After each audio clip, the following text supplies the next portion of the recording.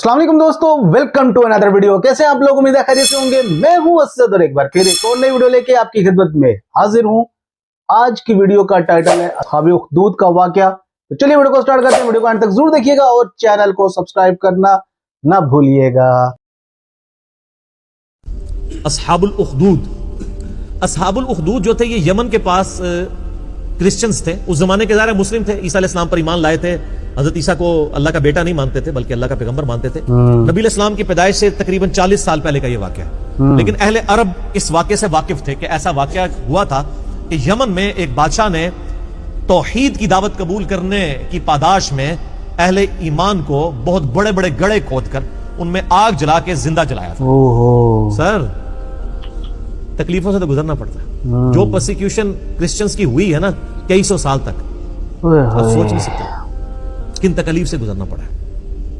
अल्लाह पे ईमान लाना कोई आसान काम तो नहीं। तो ये अस्हाबुल उखदूद के वाकये से ये लोग वाकिफ थे, उसका जिक्र इसमें आ रहा है। इसकी डिटेल्स आपको सही मुस्लिम में बिल्कुल एंड पे जाके मिलेंगी। अस्हाबे उखदूद का पूरा एक वाकया है कि बादशाह कौन था। सही मुस्लिम शरीफ में एक बड़ी डिटेल हदीस है। मैंने 4 लेक्चर्स दिए थे मौजज़ात, करामात, इस्तदराज के ऊपर, मसला नंबर 131 ABCD।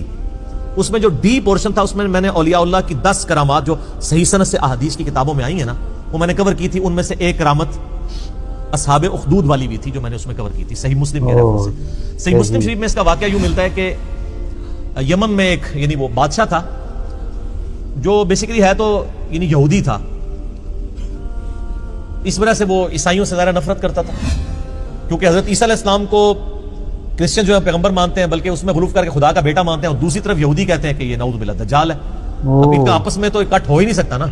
एक शख्सियत जो एक तबके के लिए खुदा के दर्जे पे फायज हो और दूसरा उसे जो है नऊज़ बिल्लाह दज्जाल और पता नहीं क्या क्या अल्फाज इस्तेमाल करते हो, तो इनका आपस में इकट्ठ तो हो नहीं सकता। बिल्कुल। ये तो यहूदियों ने साजिश करके किस तरह ईसाइयों को दबोचा है कि आज यहूदी और ईसाई एक पेज के ऊपर है, वरना 20वीं सदी के आगाज से पहले तक तो ये कत्ल व गारत का बाजार गर्म था इनका आपस में।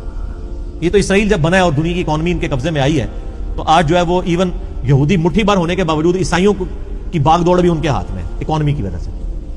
तो हमने जिस ईरा में जिस वक्त में आंख खोली है, ये जो जमीन की जो हकायक है वो जमीनी हकायक बदल चुके हैं, और इसको बदले हुए 100 साल से ज्यादा नहीं हुआ।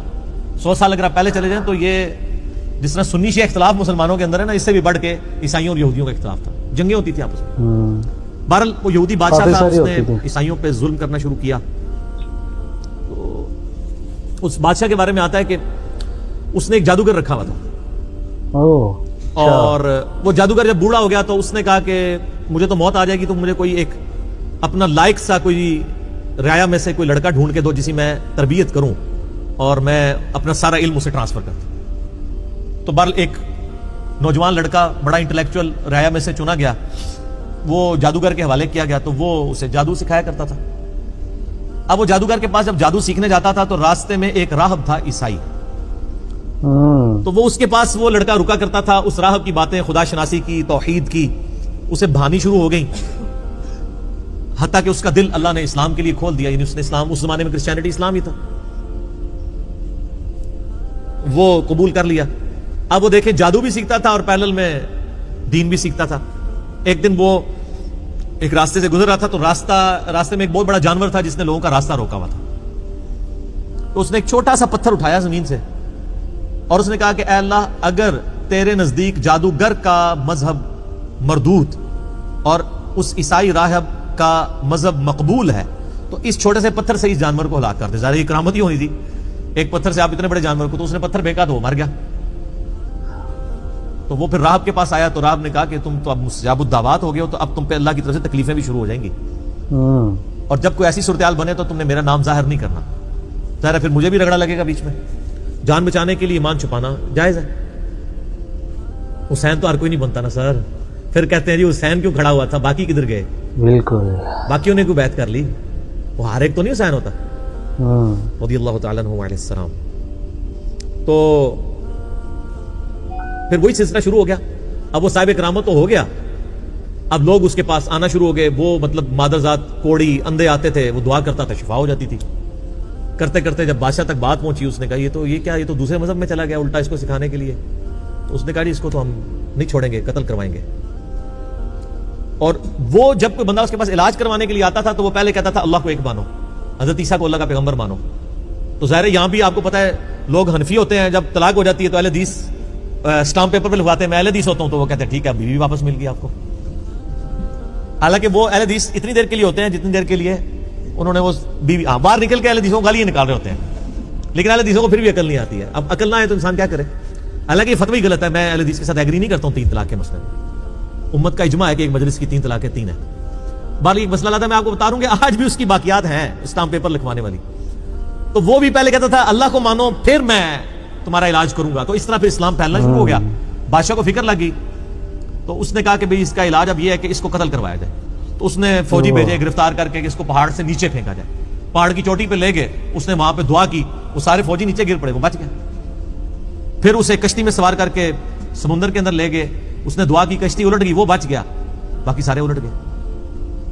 بادشاہ سر پکڑ کے بیٹھ گیا کہ اس کو اب کیسے قتل کیا جائے, کیونکہ مستجاب دعوات تھا. تو اس نے بادشاہ کو خود مشورہ دیا کہ ایک طریقے سے تم مجھے قتل کر سکتے ہو, تم پڑھو بسم اللہ رب الغلام کہہ کے مجھ پہ تیر چلاؤ تو میں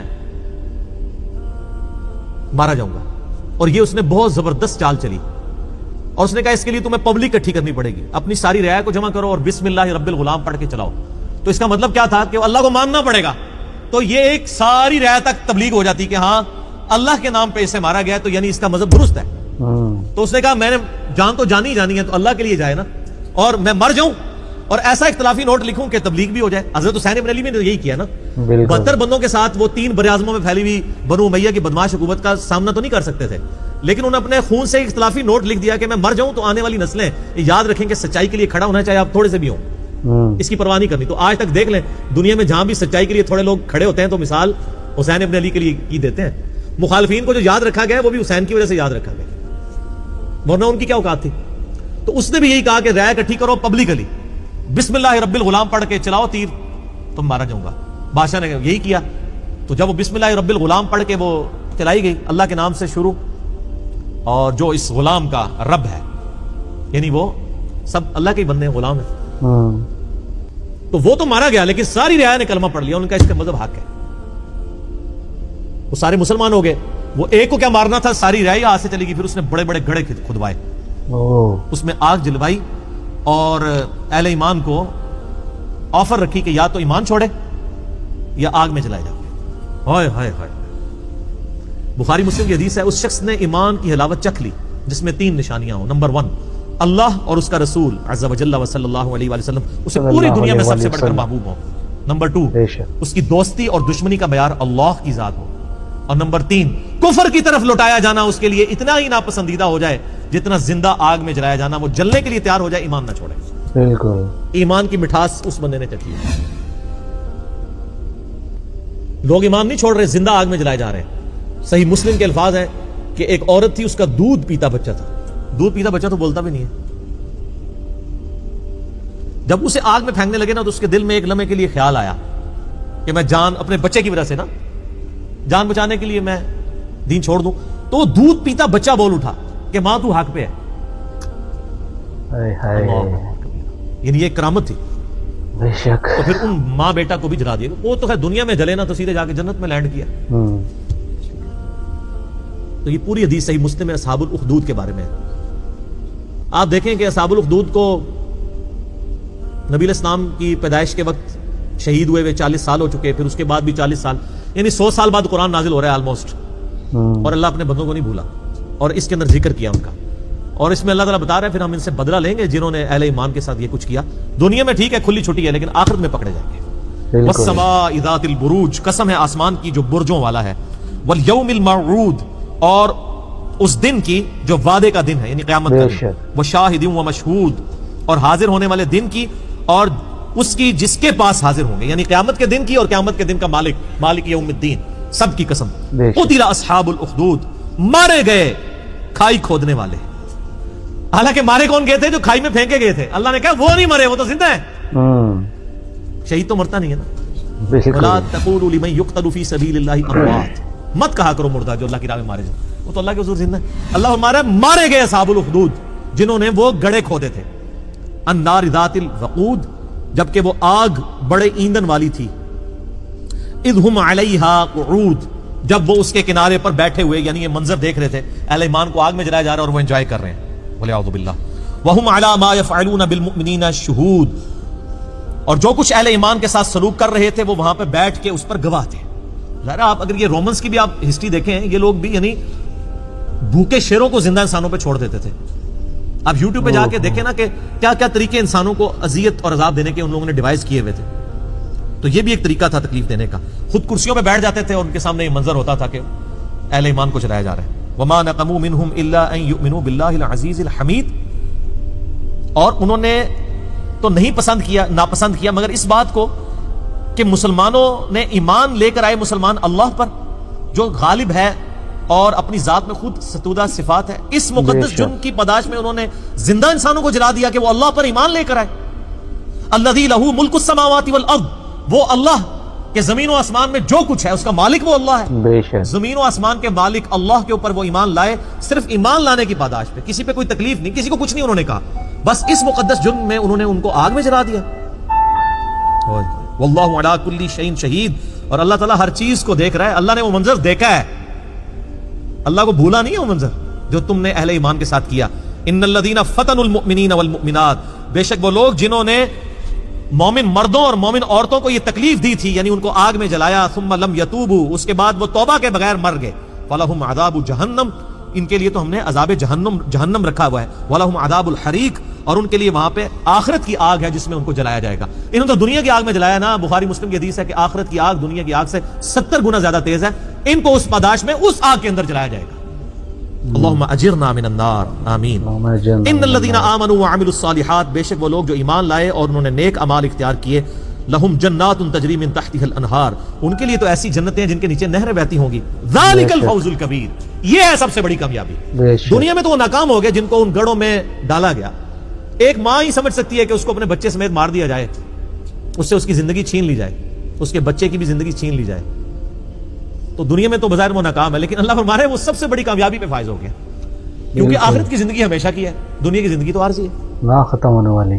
ان بطش ربک لشدید, بے شک تیرے رب کی پکڑ بڑی شدید ہے. بے شک یہ دنیا میں تو کوئی شخص کسی شخص کو ایک دفعہ ہی موت دے سکتا ہے نا, اور اللہ تعالیٰ لاکھوں دفعہ زندہ کر کے لاکھوں دفعہ موت دینے پر قادر ہے. اللہ کی پکڑ سے کون بچ سکتا ہے؟ کوئی بھی نہیں. دنیا میں زیادہ کون, جیسے وہ آپ کو پتا ہے قرآن حکیم میں ہی آتا ہے کہ جب جادوگر ایمان لے آئے موسیٰ علیہ السلام پہ, تو فرعون نے کہا کہ میں تمہیں سولی چڑھا دوں گا تمہارے مخالف سے ان کے ہاتھ پاؤں کٹوا کے. تو پتہ ہے ان جادوگروں نے کیا کہا تھا کہ تو جو کچھ بھی کرے گا دنیا کی زندگی میں کر سکتا ہے نا, ایک دفعہ موت دے گا دے لے, پھر تو ہمیشہ کی کامیابیاں ہماری مقدر ہے. لیکن اللہ سے انسان نہیں بھاگ سکتا. اللہ کے جو قابو آ گیا وہ ایک دفعہ موت تو نہیں, جب چاہے جتنی دفعہ موت کی تکلیف سے گزارے اور تکلیف دے. قرآن حکیم میں آتا ہے ہم جب ان کی کھالیں جل جائیں گی نئی کھالیں انہیں دیں گے تاکہ انہیں عذاب اور فیل ہو. اللہم اجرنا من النار, آمین. انہ ہوا یبدی و یعید, بے شک پہلی دفعہ بھی اس نے پیدا کیا اور دوبارہ بھی وہی پیدا کرے گا. وہ قادر ہے. پہلی دفعہ کسی کام کو کرنا مشکل ہوتا ہے, دوبارہ کرنا تو مشکل نہیں ہوتا. وہو الغفور الودود, وہ تو بہت بخشنے والا ہے اور بڑی محبت کرنے والا ہے. یعنی اللہ تعالیٰ معاذ اللہ کوئی فنیٹک نہیں ہے کہ انسانوں کو عذاب دے کے اسے کو خوشی محسوس ہوتی ہے. دنیا میں بعض لوگ ذہنی مریض ہو جاتے ہیں نا, فنیٹک ہو جاتے ہیں. کئی لوگ ایسے جو, یا اکثر آپ کو امریکہ میں تو یہ بھی اگلے دن بھی خبر آئی تھی 22 بندے قتل کر دیے ایک گورے نے, تو وہ ایک ذہنی مرض بھی ہوتا ہے. کسی کو خون میں لت پت دیکھ کے ان کو خوشی محسوس ہوتی ہے. تو اللہ تعالیٰ ہمارا ہے کہ مجھے کوئی خوشی محسوس نہیں ہوتی کسی کو عذاب دینے میں. اللہ تو بخشنے والا ہے اور بڑی محبت کرنے والا ہے. لیکن اس کا یہ مطلب ہی نہیں کہ پکڑے گا نہیں مجرموں کو, نہیں. وہ اللہ تعالیٰ کے عدل کا تقاضا ہے, قسط کا تقاضا ہے. وہ عادل ہے, اس کے عدل کا تقاضا ہے کہ مجرمین کو سزا دے اور اہل ایمان کو جزا دے.